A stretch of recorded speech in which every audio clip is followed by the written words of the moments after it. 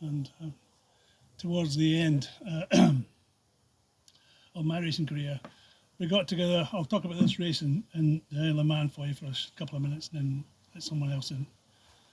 We'd been playing about with each other all practice sessions. I was going out and he would follow me, and then we got again. I would follow him to find out if I could just learn that little bit that made him special. And every time I tried to follow him, he knew, and he'd wave past, and I'd wave him past, and so on and so forth.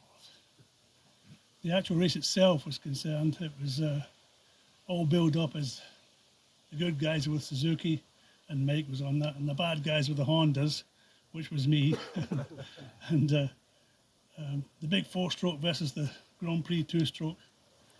And anyway, we got stuck into the race. There's a bit of jovial about before the start of the race. In the actual race, I can tell you from the bottom of my heart, I gave every single yard of that circuit my absolute best, 110 or 150, call it whatever percentage you like. And I knew that I couldn't go much faster than what I had there. And then we just see the signal board, and the bugger would still be ahead. And you go, oh, come on. And anyway, we got closer and closer. I seemed to be able to, he was quicker through the fast run to Ramsey, but my bike was seemed to have a bit more grunt. It was quick up the mountain, and coming down the mountain were about the same. So it was all about a give and take. I've not talked about this very much because it's anyway. So we've done the pit stops and so on and so forth, and then I knew from the man himself that anything he took on was going to be, that was it. That was his commitment, and I never thought for a second that we'd be anywhere near him. I mind get close enough to win the thing, and so we're on the sort of 4th or 6th laps, and going up the mountain again, and I said, oh, here we go, here we go, here we go. We can bring it back, we can bring it back, we can bring it back.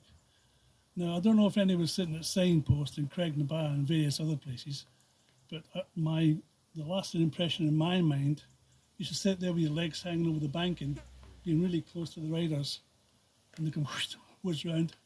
I just remember seeing all these guys going backwards over the banking at Craignabar and again at Signpost. And at the end of the race, we actually looked at the bike, and half of the bike was, or half a Signpost corner was embedded in the bike, because we'd done 6 laps on those tyres, not just 2 laps. It was 6 laps on those tyres, and they were gone at the end of it. And when we came round, again, I say, the more I was closer to him, the more I wanted to win it, and that's the way it went. It was, we're taking not taking more and more risks, just going to the line between being absolutely flat out in the Isle of Man and disaster is so fine, it can't be measured. And Mick will prove this, and Terry and everyone else. The line is so fine. You always got to try and build in an element of safety, an element of surety.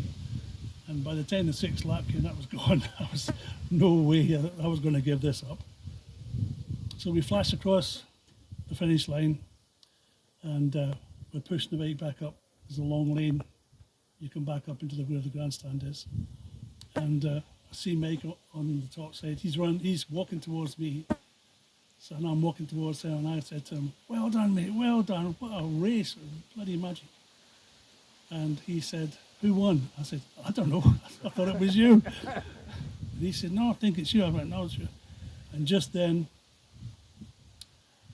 Peter Neal, who was a famous broadcaster on Mike's radio, he said, and I can tell you, and I was going, yeah, he's going to say Mike by such and such, or an infinitesimal amount of time. And he says, it's Alex by 3.4 seconds.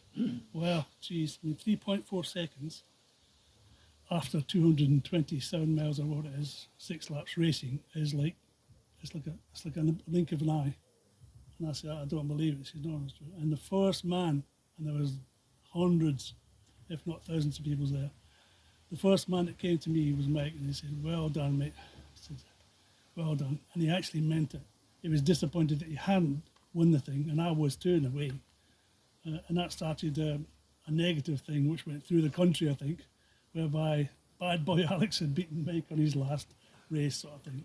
And that has actually turned out, it was his actual last race, that race in Isle of Man. And it kind of hit me hard when we learned about him. And that's why I'm here today, to say properly goodbye. And thanks all for coming. That's all I've got to do. Thanks.